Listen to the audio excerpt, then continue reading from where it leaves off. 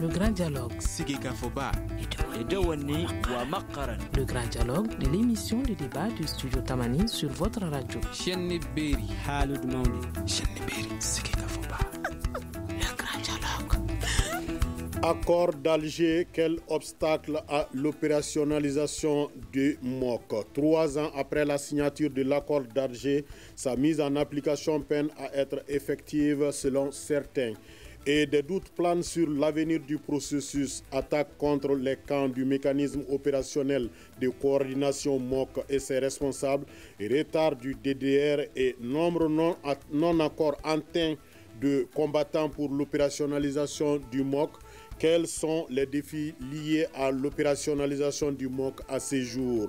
Le blocage actuel est-il de nature à remettre en cause la mise en œuvre de l'accord? Que faut-il faire pour surmonter le blocage? Et nos invités sont Sbeiti Ag Akado, membre de la société civile au Nord. Bonsoir. Bonsoir, M. Sidibé. Monsieur Boubacar Bokoum est analyste sur ce plateau. Bonsoir. Bonsoir. Et nous attendons d'un moment à l'autre l'arrivée de Firoun Maïga au nom de la plateforme. Je suis Aliou Sidibé pour la présentation. Le grand dialogue. Dimanche 9 septembre 2018, Salim Ould Mbeki, commandant de l'unité de la SEMA, a été tué au volant de sa voiture. C'est la deuxième fois qu'un officier du mécanisme opérationnel de coordination MOC est la cible d'un attentat. Alors, comme la TEMA n'est pas sur ce plateau, on va suivre cette réaction de la SEMA après l'attentat. Le commandant a été assassiné par un véhicule qui a tiré à bout portant sur lui à l'intérieur de la ville. En visite ordinaire, il a été la cible de ces individus. Il n'avait pas d'escorte avec lui, il était tout seul dans son véhicule. C'est un officier de la SEMA, c'est le premier responsable du MOC à Tombouctou au compte de la SEMA. Dans telles circonstances, généralement, c'est des opérations soigneusement préparées et ils n'ont pas été identifiés. Pensez-vous que c'était un règlement de compte ou comment est-ce que vous expliquez la situation? Je ne saurais le dire à ce stade. Franchement, il faut éviter de se précipiter sur des informations. En tout cas, tout porte à croire que c'est un assassinat ciblé. La personne savait exactement qui elle visait. Alors, Sbeiti Ag Akado, que pensez-vous de cet assassinat contre cet officier du MOC à Tombouctou? Bien, merci Sidibé. Merci surtout de nous avoir invités pour nous prononcer sur la situation qui prévaut dans notre pays. Je pense tout simplement que cet assassinat n'est que la suite de tout le chaos, n'est-ce pas, qui s'est installé dans le Nord depuis un certain nombre d'années. Ce n'est pas la première fois que des personnes sont tuées. Ce n'est pas la première fois qu'entre les groupes armés eux-mêmes, des règlements de comptes se font. Donc, je me suis dit tout simplement que nous sommes installés dans une crise et la crise ne peut que continuer tant qu'on n'aura pas pris la situation par le bon bout. Vous installez ce que j'appellerais des hors-la-loi dans une situation de commander des citoyens, n'est-ce pas, des citoyens qui ne se reprochent rien du tout, vous placez des hors-la-loi devant eux, aucun hors-la-loi ne va accepter que notre hors-la-loi le coiffe. C'est ça le problème. Donc ces groupes-là, ils sont dans une situation où chacun se dit, mais l'autre ne vaut pas mieux que moi, l'autre n'a pas droit plus que moi. Et ce sont ces choses-là qui amènent les règlements de compte. En attendant que la population silencieuse se manifeste, parce que pour le moment, c'est les groupes armés qui se manifestent entre eux. Demain, ce sera les autres qui n'ont pas pris les armes encore. Voilà. Merci beaucoup. Je signale que Firoun Maïga de la plateforme vient de faire son entrée dans ce studio. Alors, Boubacar Bokoum, que pensez-vous de cet assassinat contre cet officier du MOC à Tombouctou? Merci. Je pense que ce n'est qu'une répétition par rapport à l'instabilité qui s'installe dans le nord de notre pays depuis un certain temps. Et cela est dû effectivement, comme M. Cissé l'a dit tantôt, du fait qu'effectivement il y a un certain désordre non organisé. Parce que quand vous parlez du MOC déjà, cela suppose que la coordination doit se faire de façon effective. Parce que le MOC même a pour vocation d'aller à cette coordination. Mais malheureusement, en amont, il y a un certain nombre de problèmes qui n'avaient pas été résolus. Donc je pense qu'on a mis la charrue avant le bœuf. Parce qu'aujourd'hui, qu'on assassine un commandant, ça veut dire que ceux qui l'ont assassiné sont armés. Donc en amont, il fallait résoudre des équations. C'est-à-dire d'abord une forme de justice, qui allait consister à faire fonctionner la commission Vérité, Justice et Réconciliation. Il faut réconcilier les gens d'abord. Ce travail, à mon avis, n'a pas été fait à terme. Ensuite, aller au DDR. Et une fois qu'effectivement, c'était à la communauté internationale de donner toutes les garanties aux mouvements armés pour leur dire que l'accord sera respecté dans sa plénitude et avoir les garanties avec l'État malien pour qu'on aille au désarmement. Une fois qu'on a désarmé et qu'on a cantonné, oui, le reste des mécanismes peuvent être mis en place. Parce qu'aujourd'hui, ceux qui réagissent, qui demandent à être intégrés, mais c'est de bonne loi. Pourquoi certains groupes vont être intégrés et d'autres pas? Et comme l'a dit tantôt M. Cissé, la population silencieuse qui est là. Parce que le Nord que je connais, ce n'est pas seulement que des Tamasheks. Donc dans la majorité, c'est vrai, aujourd'hui, c'est eux qui ont commencé à travers le MLNA, le mouvement. Donc aujourd'hui, les postes clés, on est en train de les donner à un certain nombre de personnes.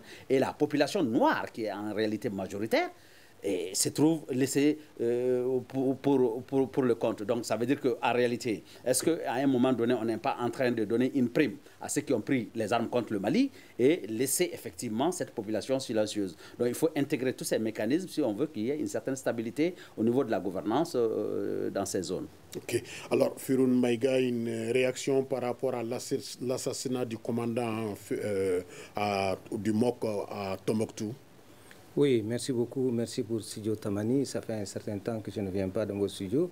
Je vois que c'est très joli et puis bon, les micros aussi, c'est très bien. Merci. Voilà. D'abord, je m'incline devant la mémoire du commandant, quelqu'un que je connais très bien, très très respectueux dans ses engagements. Et puis un officier, qu'il faut dire, qui a été abattu dans la rue, bon, dans des conditions qu'on ne peut. Le deuxième, ce que j'entends, c'est que ça ne s'est pas passé à l'intérieur du MOC. Ce n'est pas le MOC qui a été attaqué. C'est quelqu'un du MOC, un commandant qui est ressorti, qui normalement, comme tout autre citoyen, s'est déplacé dans la ville et qui s'est retrouvé dans une situation déplorable parce qu'il y a perte de vies humaines. C'est des situations que, par rapport à la crise, nous avons noté, même si c'était ciblé, c'est comme celui de Gao, où les combattants du MOC étaient ensemble, mais il y a eu une défaillance sécuritaire et ça a été... Donc il faut remettre ça dans le même cadre des intentions des personnes mal intentionnées qui ont ciblé une personne à tort ou à raison. Pourquoi on ne le sait pas? Parce qu'on ne sait pas les coupables. Ils ont fait leur forfait, ils sont partis. Et il y a eu mort d'homme. Donc c'est un officier qui est mort, mais on déplore sa mort. Mais ce n'est pas le MOC qui a été attaqué et ce n'est pas le MOC qui est dans une situation comme ça. C'est des éléments du MOC et ça peut se passer aujourd'hui si au niveau de la ville de Tombouctou, les aspects sécuritaires ne sont pas pris. Et ça, c'est de la responsabilité de l'État. On est dans une ville, de veiller à la sécurité des personnes et de leurs biens. C'est la mission régalienne de l'État. Très bien. Alors, le lendemain de l'assassinat, la coordination des mouvements et forces patriotiques de résistance CMF-PR2 a manifesté pour réclamer son intégration au processus. À propos, on va écouter le colonel Ibrahim Issa Diallo, chef d'état-major général de la CMF-PR2. L'assassinat du commandant de la CEMA qui était de MOC, nous, en réalité, notre situation n'a rien à voir avec lui. On planifiait il y a un peu longtemps notre réaction au niveau du MOC. Ce n'est pas la CMF-PR2 seulement. Il y a la CMF-PR2, il y a la CMF-PR3, il y a ACRTG, membre de la CMF-PR1, il y a Ganda Lessalizo, membre de la CMF-PR1, il y a Gandaizo, membre de la CMF-PR1, et puis la CMF-PR3. Donc c'est l'ensemble de ces mouvements qui se sont organisés minutieusement sous mes ordres pour s'assiéger devant le MOC, pas assiéger le MOC, mais s'assiéger devant le MOC pour demander juste manifester leur mécontentement, leur impatience, parce qu'on les a promis qu'ils doivent rentrer au MOC, et à présent, ces combattants sont là à attendre, ils ne comprennent rien. Donc, juste pour le lundi, ce qui a eu lieu, c'est vraiment un avertissement. Un premier d'ailleurs avertissement pour le gouvernement, la médiation internationale, la CEMA et la plateforme dans le cadre de la mise en œuvre de l'accord. Parce qu'on a toujours parlé de l'inclusivité. L'accord est retardé par certains qui veulent toujours marginaliser les autres. Donc nous sommes déterminés quand même désormais à aller jusqu'au bout. Ce qu'on a fait le lundi, en réalité, c'était juste un avertissement à faire savoir à la communauté internationale, au gouvernement du Mali, que certains mouvements sont là à attendre impatiemment leur intégration dans le MOC. Car nous sommes des mouvements signataires et nous sommes membres aussi de la mise en œuvre de l'accord. Sans nous, il n'y a pas d'inclusivité. Il faut que l'inclusivité soit respectée. C'est tout ce que nous demandons.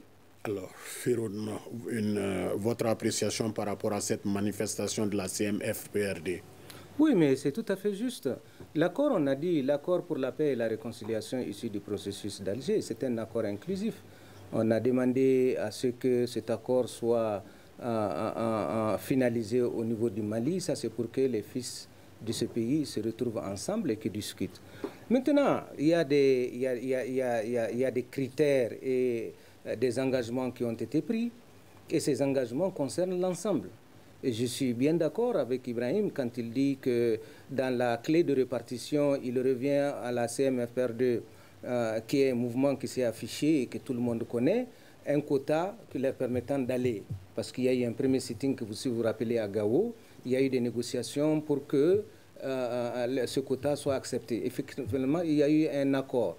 Dans ce quota, il y a un nombre X qui revient aux combattants de la région de Tombouctou, et que ceux-ci devraient réintégrer le camp au même moment. Bon, ça a coïncidé avec les élections, ça a coïncidé avec tout, ils ont cherché les prétextes, mais je pense que le fait de pouvoir se faire entendre et de dire effectivement qu'ils ont trop attendu est une démarche très constructive, parce que ça permet d'alerter les décideurs en leur disant, bon, vous avez promis de faire intégrer des gens tel jour, et le combattant, quand vous le dites un jour, mais il ne voit que le jour.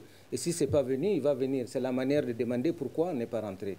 Et selon les informations, bon, après une négociation et d'informations de clarification, bon, les choses sont rentrées dans l'ordre. Je pense que la CTS qui se tient aujourd'hui ou demain prendra les dispositions nécessaires pour ça. Parce que si les combattants arrivent au niveau du MOC, ils sont soumis à un certain nombre de demandes de traitement. Il faut un profilage. Il faut saisir les armes, il faut un dispositif, il faut prendre le matériel logistique pour les accueillir et tout ça. Bon, il y a une organisation sur place qu'il faut faire. Bon, pourquoi ça a été lent, on se demande, mais de toutes les façons, je pense que et les décideurs du MOC et la communauté internationale ont bien compris le message, et je pense que ce message-là, c'est un message normal. Ok. Akado, une réaction par rapport à cette manifestation? Bien, cette manifestation, encore une fois, est juste la preuve que le problème a été mal posé dès le départ. Je ne rentrerai pas dans le décortiquage, n'est-ce pas, du MOC, mais ce qu'il faut retenir, c'est que le MOC est un segment des contraintes, n'est-ce pas, qu'on a imposées à l'État du Mali. Le MOC est un embryon de la future armée des régions du Nord. Le MOC est un mécanisme... L'État malien siège dans le MOC. Oui, mais il siège comment? Un tiers. Les deux autres tiers, c'est les groupes armés. C'est quoi? Et l'État du Mali, il y a tout le monde là-dedans. Les Touaregs et les Arabes sont là-dedans. Donc, c'est vraiment un leurre, quoi.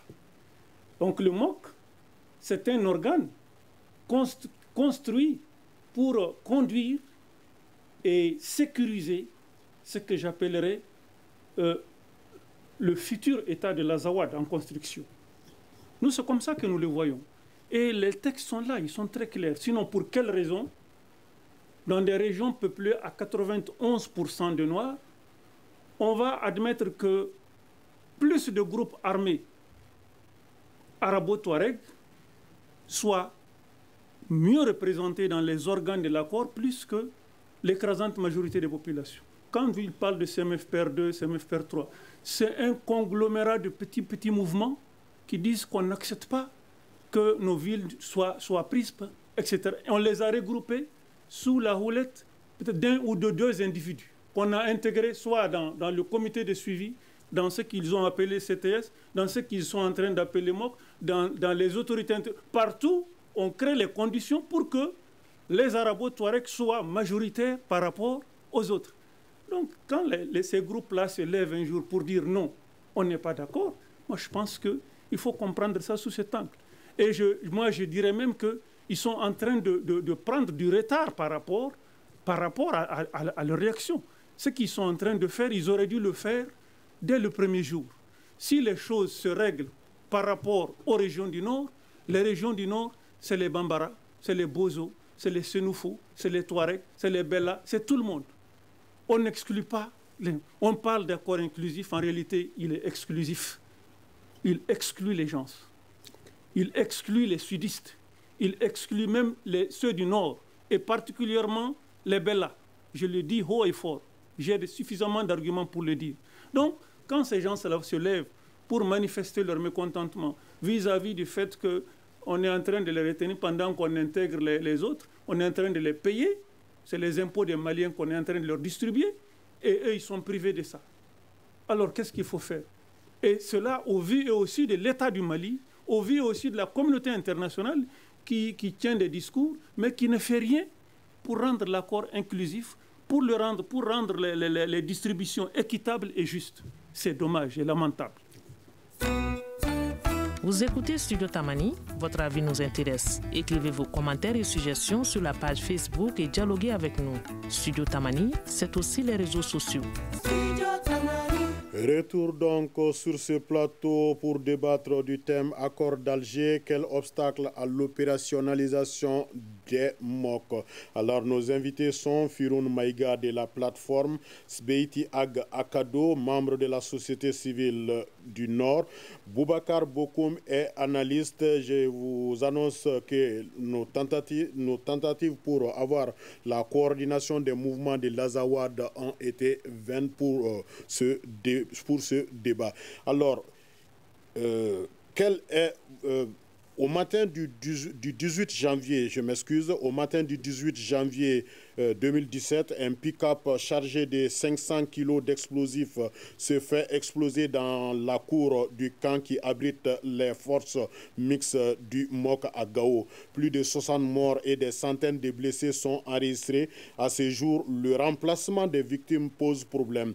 Viennent s'ajouter, entre autres, cet assassinat et cette manifestation de la CMFPRD. Alors, le MOC, on le sait, connaît des problèmes à Gao, à Kidal et à présent à Tombouctou. Alors, Monsieur Bokoum, concrètement, quelles sont les raisons de ces blocages-là? Non, les raisons de ce blocage sont tout simples. M. Sissé vient d'évoquer un aspect qui me semble être capital par rapport à cette approche, c'est que les gens ne se sentent pas réellement impliqués dans le processus de mise en œuvre réelle de l'accord. Parce que c'est vrai, l'accord pour la paix issu du processus d'Alger était là effectivement pour aider les gens à aller vers la paix. Donc ce document, effectivement, il fait une ouverture théorique. Maintenant, dans son application, effectivement, de part et d'autre, le gouvernement du Mali, de mon point de vue, n'a pas joué pleinement son rôle dans cette histoire. Parce qu'en réalité, quand vous regardez le processus du MOC, alors, quand il y a eu cet attentat à Gao, quelles étaient les mesures réellement que l'État du Mali aurait dû prendre très rapidement? C'est-à-dire qu'il fallait à un moment donné comprendre d'où vient le problème. Pourquoi le MOC a été attaqué? Par qui? Cette enquête, jusqu'à la date d'aujourd'hui, je n'ai pas connaissance qu'une enquête réelle ait été diligentée, qu'on puisse nous dire exactement qui a attaqué ce camp à la date d'aujourd'hui. Et aujourd'hui, le commandant qui vient de mourir, j'avoue que je ne sens pas aussi une enquête diligentée pour réellement comprendre qui a tué le commandant. Donc à un moment donné, si on ne parvient pas à comprendre que dans les mouvements qui sont signataires, il y a une dissidence interne qui ne dit pas son nom, ou des deux côtés, du côté de l'État du Mali et du côté des mouvements, il y a un groupe qui ne souhaiterait pas aller à l'application de l'accord, qui trouve des intérêts à ce que l'accord traîne encore parce que c'est une manne financière qui tourne autour de cette histoire, c'est des intérêts individuels qui sont entretenus à un certain niveau par l'État du Mali, c'est de l'argent qui circule pour faire taire à un moment donné un certain nombre de dissidences à l'intérieur du mouvement où certaines velléités à rejeter l'accord sont gérées par une manne financière. Donc tout ceci montre en fait qu'il y a un malaise réel. Donc à un moment donné, il faut que le gouvernement du Mali ait le courage de s'asseoir avec les mouvements pour discuter réellement des vrais problèmes et de voir quelles sont les avancées qu'il faut avoir par rapport à ça. Et comme je le disais tantôt, la clé c'est qu'il faut désarmer. Parce qu'on a des gens en face qui ont des armes. Donc, qui négocient en réalité, pas avec la tête, mais avec les armes. Qui vous disent, si vous ne faites pas telle ou telle chose, ça veut dire que nous allons recommencer à tuer. Alors, si on va sur la base qu'on est dans un processus de paix, alors dans ce processus de paix, le désarmement doit être total. En ce moment, nous nous asseyons de façon équilibrée, de façon responsable, et on discute des enjeux de développement et des enjeux de prise en compte de tout un chacun. Aujourd'hui, ces mouvements se trouvent être en réalité plus forts que le Mali. Parce que non seulement au niveau des accords, dans l'accord on dit que tout le monde est partie prenante, donc ça veut dire qu'on a mis l'État du Mali et des mouvements qui se sont rebellés contre le Mali sur le même pied d'égalité, ce qui n'est pas normal. C'est un État d'abord. Ensuite, s'il y a des dissidences à l'intérieur, effectivement, on négocie, mais on ne met pas l'État du Mali au même niveau que des groupes qui se sont rebellés contre le Mali. Donc, il y a ce problème.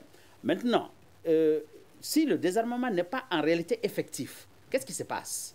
À chaque fois, il y a des attaques. Les attaques, elles sont faites par qui? Par des gens qui sont armés. À un moment donné, si on parvient à réaliser le DDR comme cela se doit, ça veut dire que s'il y a des groupes armés en dehors de ces mouvements qui ont été répertoriés, on peut les considérer comme des voyous, on peut les considérer comme bandits et les traiter comme tels. Mais aujourd'hui, chaque fois que tu parles de banditisme ou tu sors, on dit oui, vous êtes contre l'accord, vous êtes en train de saboter, vous êtes en train d'insulter. Mais alors que tout le monde est conscient qu'à l'intérieur de ces groupes, qui en fait ne sont pas homogènes. Il y a voilà, des djihadistes à l'intérieur, ils ont des collisions un peu partout, mais que l'État se doit aujourd'hui de démonter si le service de renseignement fonctionne correctement et mettre la communauté internationale devant ses faits, parce que c'est bien de dénoncer, mais est-ce qu'on est capable d'apporter des preuves? Je pense que l'État du Mali aujourd'hui fait très peu pour faire les enquêtes normales et pouvoir donner des éléments fiables à la communauté internationale pour qu'on puisse résoudre un certain nombre de problèmes. Ok. Alors, Firoun Maïga, est-ce qu'il y a des raisons en plus de celles évoquées tantôt par l'analyste? Oui, mais je pense que l'analyste, peut-être que, je ne sais pas, moi je n'ai pas compris sa démarche, peut-être que je n'ai pas. Il faut faire la part des choses. Le MOC est un mécanisme qui est inscrit dans l'accord. Sa mission est bien claire. Elle est sous la responsabilité de la CTS et celui qui dirige le MOC, ça c'est la MINUSMA, le Force Commander. Pour vous dire, c'est un mécanisme qui a été mis en place pour pouvoir aider au processus de cantonnement. Leur mission, c'est de pouvoir surveiller les sites de cantonnement et ça a été élargi à un certain moment avec l'installation des autorités intérimaires pour pouvoir accompagner et sécuriser. Ce mécanisme-là est mis en place et la deuxième phase de ce mécanisme, c'est de demander au mouvement, par rapport aux négociations, de donner un certain nombre d'éléments, et pour Gao, et pour Tombouctou et Kidal. Alors, les éléments qui sont donnés, c'est 3 bataillons, un bataillon pour Gao, un bataillon pour Tombouctou, un bataillon pour Kidal. Les effectifs qui sont désignés viennent au MOC avec leurs armes. Mais avant qu'ils ne viennent, il y a un dispositif à prendre. Parce que le cas de Gao, on a voulu prendre tout le monde pour essayer de voir comment est-ce que, parce qu'on a voulu démarrer par ça. Malheureusement, il y a eu une faille en ce qui concerne le dispositif sécuritaire.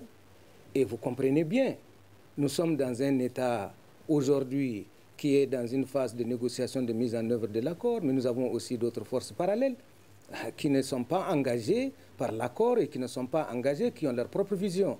Et jusqu'à aujourd'hui, le Mali n'a pas pris une disposition nécessaire pour intégrer cette dimension-là dans un processus, que ce soit l'accord ou pas. Ils ne revendiquent pas un État, ils ne revendiquent pas, ils ont une vision bien claire de leur démarche. Et aujourd'hui, elle a muté jusqu'au delta central, et bon, ça se trouve même aujourd'hui, même à Bamako, parce qu'elle a une orientation. Alors, ce que je veux juste dire, c'est le MOC de Gao, le MOC de Tombouctou, le MOC de Kidal est en préparation. Ceux qui viennent au MOC vont subir un certain nombre, d'orientation, on va les expliquer, mais ils ont aussi un passage à faire. C'est ce qu'on appelle la première des choses, c'est le profilage. Donc, dans le profilage, le combattant qui arrive, qui est un élément désigné par la CEMA ou la plateforme, est soumis à un certain nombre de questionnements, est soumis à un certain nombre de tests pour qu'on sache effectivement est-ce que c'est un combattant réel ou c'est un combattant entre guillemets.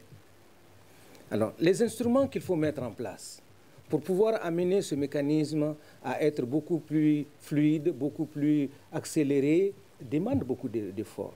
Et le cas de Gao a donné l'alerte. Et c'est pour cela qu'on peut comprendre qu'à Tombouctou et à Kidal, les dispositifs qui ont été mis en place n'est pas de regrouper les gens en un. Donc ils sont venus par groupe. Le premier contingent qui est rentré dans le MOC de Tombouctou, c'est un contingent qui devrait être formé pendant 2 ou 3 semaines. Et c'est pour la sécurisation même du truc. Un deuxième contingent va rentrer, qui va être pris en main et qui vont aussi avoir cet exercice, ainsi de suite, jusqu'à ce que le bataillon soit. Et au même moment où ils entrent, les dispositions sécuritaires sont prises, la logistique accompagne et les conditions même d'opérationnalité de ces éléments vont se faire. Ça, c'est ça le mécanisme. Sa mission, c'est de pouvoir appuyer l'accord. C'est totalement différent du processus de cantonnement où les listes des éléments des combattants des différents, ceux qui se sont engagés, vont être déposés et ils seront dirigés sur des sites de cantonnement sécurisés par les mêmes éléments du MOC. D'accord. Alors, merci beaucoup, Firoun. Alors, avant de venir à Kado, nous allons retourner encore écouter le colonel Ibrahim Issa Diallo, chef d'état-major de la CMFRD, à propos de ces blocages. Bien sûr, bien sûr. Le MOC, c'est un mécanisme opérationnel de coordination. Et quand on dit un mécanisme opérationnel de coordination, c'est la représentativité de tous les autres mouvements qui constituent le MOC. D'autant plus que moi, je n'ai pas mes représentants au sein du MOC. Vous savez que quand le MOC va sortir, par exemple, en patrouille, mais les éléments qui n'ont pas leurs représentants parmi cette patrouille mixte-là, vous croyez qu'ils ne seront pas désarmés? Et quand ils vont refuser de se soumettre, mais est-ce qu'il n'y aura pas de combat entre ces gens-là? Mais lorsqu'il y a la représentativité partout, de part et d'autre, je crois que la mission peut pouvoir très bien avoir lieu parce que chacun se voit représenté dans cette mission qui est en train de ramener la paix au Mali. On ne peut pas s'opposer en ce moment. Donc si réellement on veut la paix, on veut que la paix revienne, on veut réellement détecter tous ceux qui sont en train d'entraver le processus de paix, il faut que tous les mouvements soient représentés au sein du MOC. Là, celui qui va se retirer à côté pour essayer de dire qu'il y a ceci, il y a cela, on va l'indexer, on va savoir que celui qui est contre la paix, celui qui ne veut pas que tout cela, comme on appelle la paix, revienne au Mali, mais tant que c'est ça, ceci n'est pas en réalité pris en compte au sein du MOC, ce ne serait pas possible. Pour moi, je ne peux pas vous dire que la paix peut revenir, parce qu'on ne peut pas conditionner certains, abandonner certains mécontents dans la ville et dire que tu vas bien travailler dans la ville. Ce n'est pas possible. Spiti Akado, est-ce que ces blocages sont de nature à remettre en cause l'accord de paix lui-même? L'accord, mon cher Sidibé, tous les analystes, qu'ils soient de l'intérieur ou de l'extérieur, vous ont dit qu'il est fait pour ne pas être appliqué. Il est pratiquement, je dirais, impossible de l'appliquer. Or, si vous suivez les dernières déclarations des groupes armés, un de leurs mots d'ordre, c'est l'application intégrale de l'accord. Dans le même temps, vous entendez les autorités du Mali, application intégrale de l'accord. Mais, disons, regardons-nous en face là et posons-nous la question. Qui bloque l'accord depuis combien d'années? Ce n'est pas les Maliens quand même. C'est qui alors? C'est le pouvoir. les groupes armés et la communauté internationale. On leur a laissé donner feu vert. Qu'est-ce qui a bloqué? Il s'est bloqué parce que tout simplement, encore une fois, c'est une construction inapplicable. Une construction injuste. Même ceux qui sont concernés sentent que c'est injuste. Je l'ai dit tantôt. Vous ne pouvez pas nommer quelqu'un devant des hors-la-loi et leur dire d'obtempérer. Non, ils ne vont pas accepter. Il y a des djihadistes, il y a des groupes armés, je ne sais, légalistes, il y a des groupes armés, non, il y a n'importe quoi là-dedans. Donc dans ces conditions-là, ceux qui se sont installés dans le processus ne feront rien pour que ça change. Mon collègue l'a dit, les gens se mangent là-dedans. L'État, quand je dis l'État, les pouvoirs qui ont la charge de gérer et d'orienter cette histoire-là, on n'est pas dupes. S'ils ne sont pas paresseux, ils sont de mauvaise foi, ou bien ils ont des calculs mercantiles, ou bien ils ont des calculs politiques. Nous l'avons vu dernièrement. Ce sont les groupes armés qui ont voté, qui ont bourré les urnes. Je ne rentre pas dans cette polémique-là, mais c'est clair et net qu'on se sert quelque part de ces gens-là pour, n'est-ce pas, arriver à d'autres fins. Bon, vous imaginez, tout le monde gagne son compte là-dedans. Les Européens, je ne vous en dirai pas long là-dessus. Ils sont là pour leurs intérêts. Plus ça dure, plus les armes sont achetées, plus les véhicules sont achetés, plus ils s'installent, plus ils s'enracinent dans le pays. Donc, encore une fois, le blocage, ce n'est pas les Maliens. Le blocage, c'est la fuite des responsabilités. La fuite, n'est-ce pas, des responsabilités du pouvoir du Mali qui n'est pas arrivé un seul instant à convaincre les Maliens du bien fondé de la signature de cet accord-là et du bien fondé de sa mise en œuvre. On ne peut pas mettre en œuvre un accord qui concerne des populations et ne pas tenir compte des poids démographiques des uns et des autres. Sinon, rien n'a obligé l'État du Mali, le pouvoir du Mali, à accepter que dans le MOC soit représenté plus d'Arabes et de Touaregs que de Noirs, que dans le comité de suivi, il soit plus représenté, que nos autorités intérimaires deviennent à 90% des Arabo-Touaregs. Prenez la liste des autorités intérimaires de Niafenke. Vous ne verrez pas un peu là-dedans. Elles sont majoritairement dirigées par des Arabo-Touaregs. C'est valable dans tous les cercles. Donc c'est pourquoi je dis encore une chose, on est dans une fuite en avant. On est en train de nous gagner par le temps. C'est eux-mêmes qui brouillent les pistes. Je dirais l'État, je ne parlerai même pas de la France, parce que nous, notre premier responsable, c'est l'État. S'il ne s'assume pas, pour dire que trop c'est trop, ce qui est caché aujourd'hui est visible, et qu'il devient désormais coupable aux yeux des Maliens, l'État devient coupable de cette machination qui ne finit pas. On est fatigué. On ne peut pas circuler aujourd'hui, il est là, il est de Tombouctou, on ne peut pas circuler. Aucun Noir ne peut prendre un véhicule et faire le commerce, le transport entre Tombouctou et une autre cité de la région de Tombouctou. Tout est monopolisé par les Arabo-Touaregs, au vu aussi de l'État, au vu aussi de la MINUSMA, au vu aussi de la France. C'est quoi ça? On va nous dire quoi? Il est temps que l'État arrête de torturer les Maliens. Il est temps que l'État arrête de mentir aux Maliens. S'il n'est pas capable de gérer cette affaire-là, qu'il s'en lave les mains et les gens vont régler leurs comptes entre eux. Une réaction, un avis, un commentaire. Réagissez sur la page Facebook de Studio Tamani et restez connectés avec nous. Studio Tamani sur les réseaux sociaux pour vous faire entendre. Studio Tamani. Je vous annonce que nous sommes dans le cadre du grand dialogue à propos du MOC. Donc, nos invités sont Firoun Maïga de la plateforme, Sbeiti Ag Akado, membre de la société civile du Nord. Boubacar Bokoum est analyste. Alors, Boubacar Bokoum, pour certains, cet accord est dépassé et ne peut ramener la paix au Mali. Qu'en pensez-vous? Non, je ne pense pas que cet accord soit dépassé. Vous savez, dans l'accord, c'est vrai qu'il y a des choses que je pense peut-être non opérationnelles. Mais ce qui retient mon attention dans l'accord, c'est que déjà, tous les protagonistes de la signature de cet accord sont d'accord avec l'unicité du Mali. Donc déjà, nous sommes dans une république unie, indivisible et laïque. Ça, c'est le premier élément. Maintenant, dans l'accord, quelles que soient les difficultés d'application, il est dit que nous pouvons nous asseoir et discuter du contenu de l'accord. C'est là où je pense qu'à un moment donné, que les dirigeants, ils manquent de courage et d'intelligence. Ça veut dire quoi? Nous avons signé un cadre global que nous avons pensé à un moment donné pouvoir nous ramener la paix parce qu'on était débordés par la guerre. C'est une très bonne chose de planter le décor et de trouver un canevas d'accord pour essayer de stabiliser le pays. Très bonne chose. Donc on peut critiquer, un accord il n'est jamais parfait, il y a toujours des difficultés, on peut être d'accord ou ne pas être d'accord.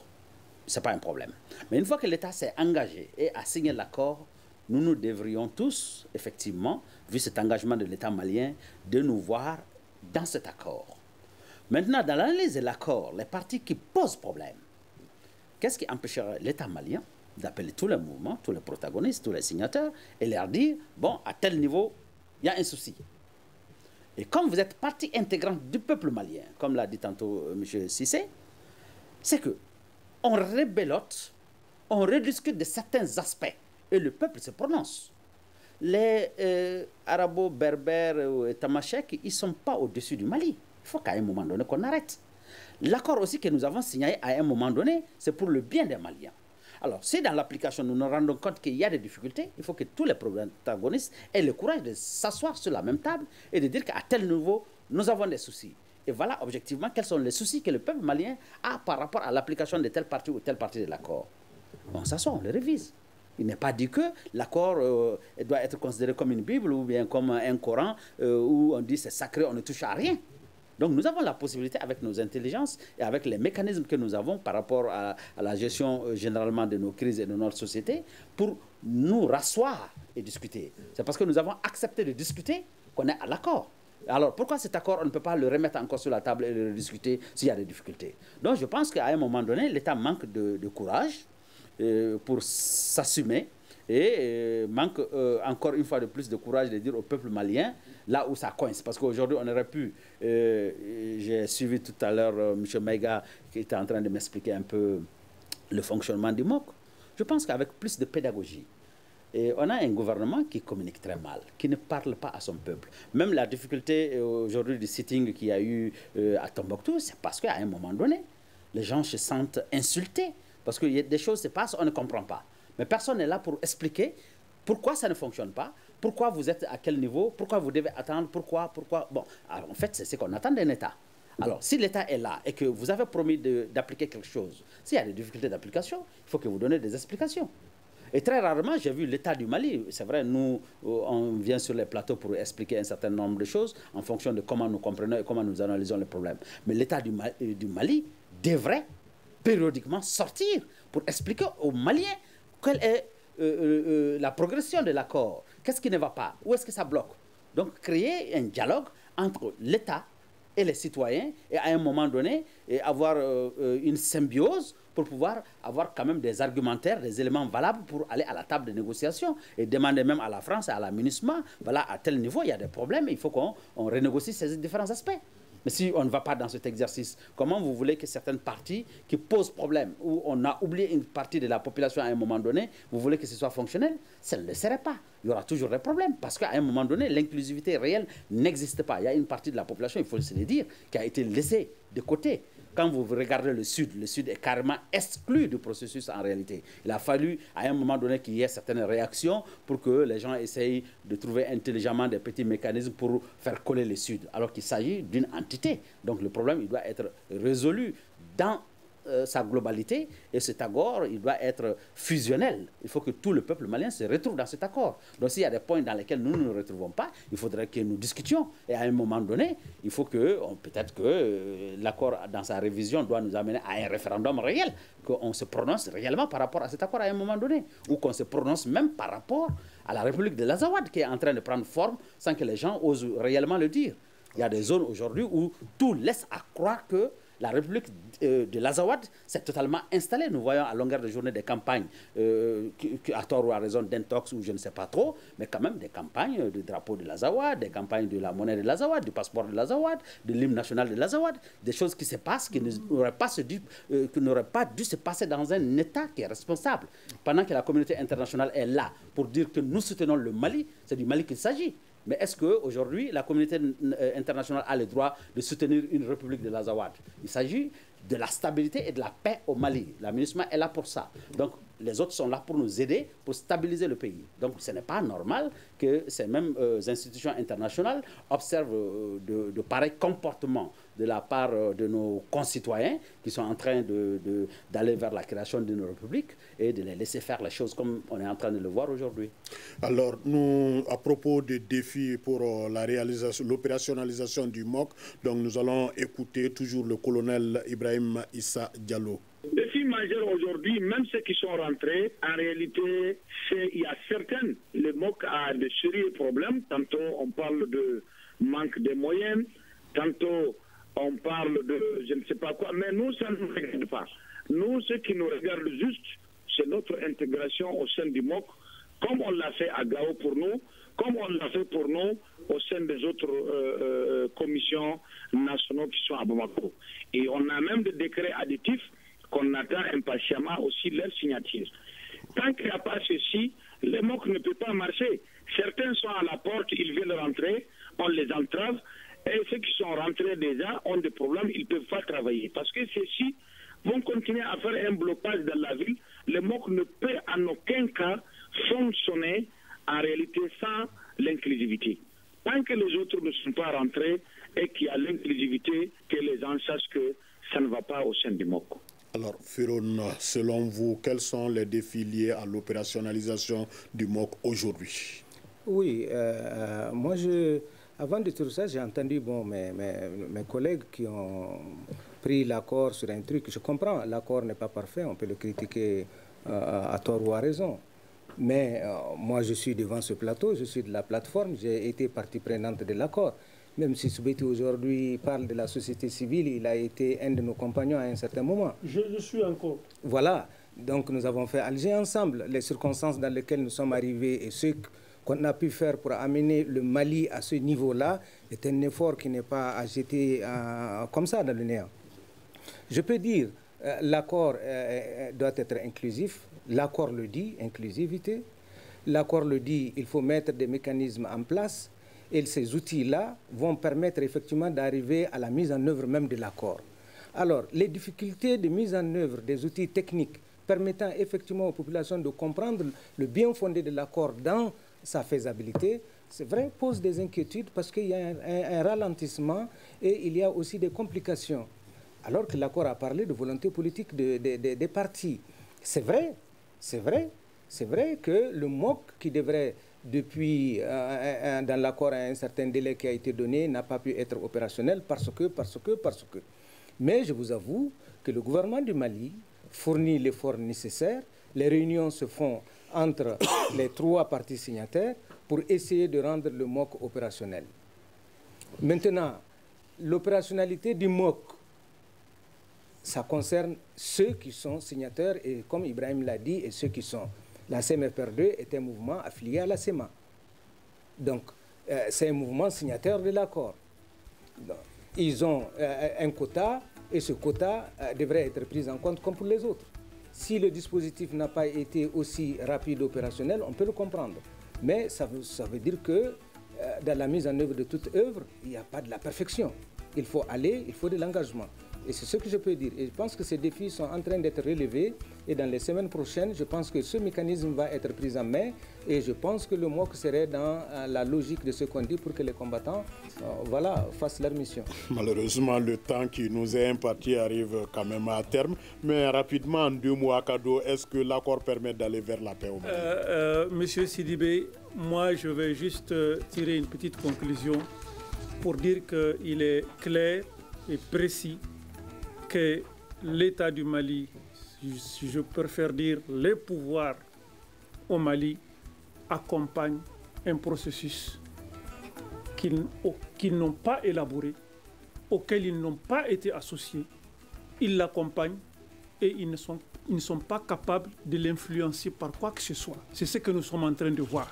Merci beaucoup. Nous disons merci à Akado, Soubeti Ag Akado. Merci à Firoun Maïga de la plateforme. Merci Boubacar Bokoum. Alors, nous sommes au terme de cette émission. Merci de l'avoir suivi. Vous pouvez la retrouver sur notre site www.studiotamani.org.